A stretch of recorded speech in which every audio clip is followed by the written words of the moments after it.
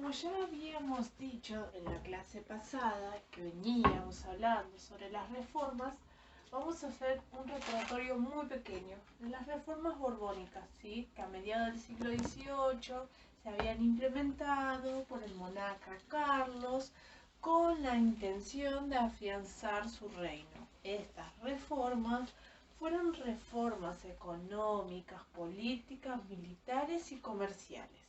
También, cuando se crearon las reformas borbónicas y en los años posteriores ya se empiezan a implementar, debemos recordar que en estos transcursos se creó el Virreinato del Río de la Plata con su capital de Buenos Aires. Pero eso hoy no vamos a hablar, porque ya lo venimos hablando.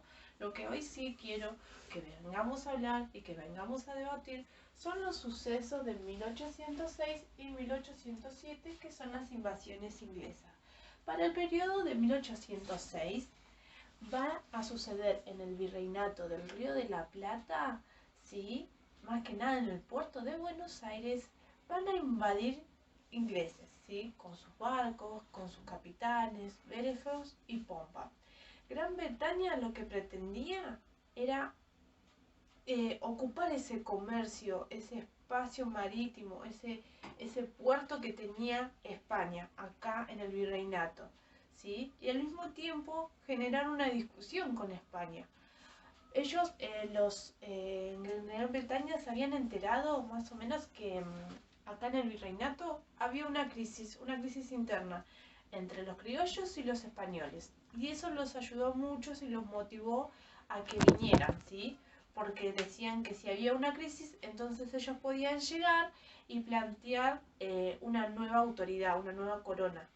Entonces decidieron llegar a desembarcar en el puerto, pero cuando desembarcaron se encontraron con que las personas, los habitantes, el pueblo, ¿sí? Del virreinato, la misma gente, no estaban en condiciones de buscar otra nueva corona u otra nueva autoridad. Ya tenían ellos su corona, su autoridad, a quien legitimar ese poder, pero ellos decidieron que ya no iban a optar por otro nuevo rey.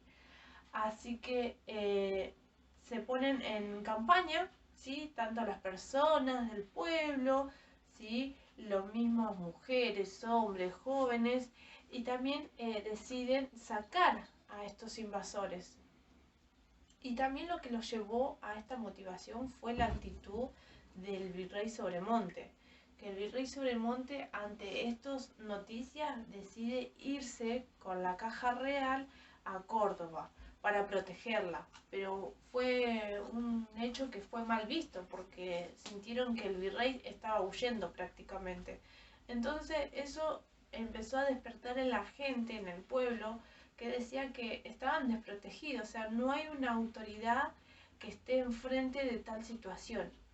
Entonces se convocan todos juntos, van al cabildo y deciden en el cabildo exigir que pongan al mando a Liniers, ¿sí? Al mando militar. Entonces entre Liniers y con la ayuda de Pueyrredón empiezan a buscar fuerzas voluntarias para quien quiera ayudar en este ataque. No se tienen que olvidar que gracias al bajo pueblo, el populacho, la gente del pueblo, mujeres, jóvenes, hombres, todos participaron en este primer encuentro de 1806 para sacar a los invasores. Todos participaron, no hubo nadie que no participó, ¿sí? Si bien no tenían unas buenas milicias armadas, pero la voluntad de la gente era increíble.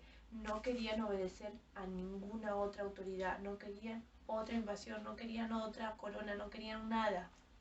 Por eso ayudaron. Pero los ingleses se retiraron, huyeron, pero no se quedaron conformes. Para 1807 vuelve a suceder otra nueva invasión, que es las invasiones inglesas 2, pero ya no en Buenos Aires, sino en Montevideo.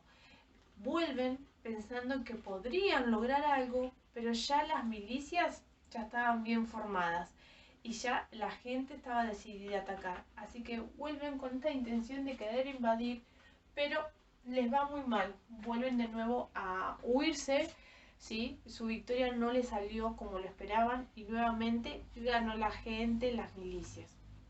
Entonces, acá es un papel fundamental, porque la gente, o sea, los criollos, van a empezar a tener un papel importante, porque gracias a ellos que se convocaron en las milicias, en las fuerzas voluntarias, van a empezar a decir un destaque, ¿sí? En la clase social.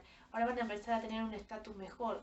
Y para la gente que estaba en el cabildo, los empiezan a mirar con unos ojos como diciendo, bueno, esta gente se está agrupando, ¿sí? Está teniendo voz y voto en las situaciones políticas, entonces empiezan a mirarlo como diciendo que hay que estar atentos, porque van a ser ellos lo que más adelante empiecen a poner la idea de una revolución, la idea de una independencia, por eso mucho más adelante. Ahora, lo que les quiero comentar es que para el año 1808, ¿sí? Napoleón Bonaparte va a tomar España. ¿Cómo es eso posible? España con Francia tenían una alianza, ¿sí? Esta alianza era estar juntos y tener una enemistad con Gran Bretaña. Entonces lo que dice Napoleón Bonaparte es, para agarrar a Gran Bretaña yo necesito pasar por Portugal, pero para pasar por Portugal yo tengo que pasar por España. Entonces le pide permiso a España para pasar por sus territorios. Pero Napoleón cambia los planes y invade España. Entonces España pasa de un país aliado, pasa a terminar siendo un país en donde Napoleón se lo termina invadiendo, ¿sí? Entonces, con España tomada por las fuerzas napoleónicas, se va a producir un motín de Aranjuez. El motín de Aranjuez consiste en que Carlos IV, ¿sí? Y el ministro Godoy van a ser sacados de su cargo y van a abdicar a este cargo a Fernando VII, su hijo. ¿Qué pasa con Fernando VII? Se queda al mando, ¿sí? Y el ministro Godoy y Carlos IV se retiran del poder.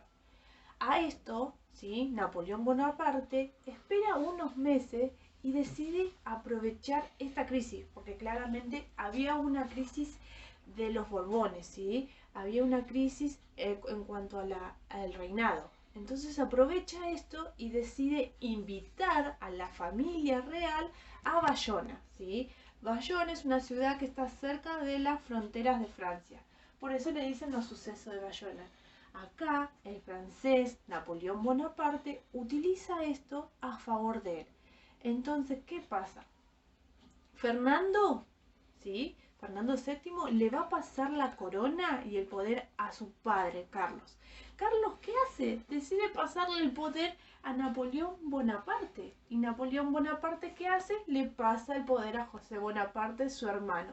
Entonces, era un suceso que nunca se había esperado, porque un rey no puede dejar su corona, no puede dar su poder, ¿sí? Entonces como que la gente de España no podía creer lo que estaba pasando. Napoleón había tomado muy bien las cartas de este juego. Entonces ahora España queda abajo del poder de los Bonapartes, del poder francés. José de Bonaparte era quien tenía España.